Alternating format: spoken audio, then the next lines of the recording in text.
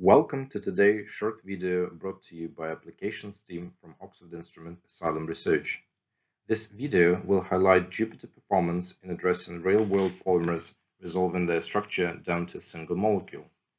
Today we're going to talk about polytetrafluoroethylene, commonly known as Teflon. It is a hydrophobic polymer with one of the lowest coefficients of friction of any solid. Hence it is used as a lubricant to reduce friction and wear. We commonly use PTFE tape to seal various joints, connecting pipes, etc. So here is a typical commercial tape.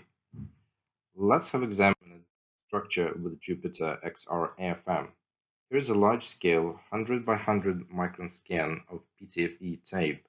The whole image takes less than 2 minutes to acquire. The height image shows large flat areas separated by gaps. We can also see fibers connecting them. This structure makes tape very flexible and expandable. So let's zoom into one of these flat areas and take 250 and 60 nanometer scans. On these phase images, we can see fibrils made of PTFE molecules both on crystalline and amorphous domains.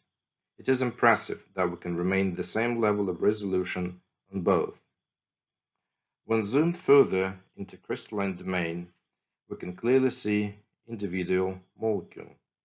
You can easily go from a 100 micron scan all the way down to 50 nanometer scan, getting insight into the molecular structure of the polymer.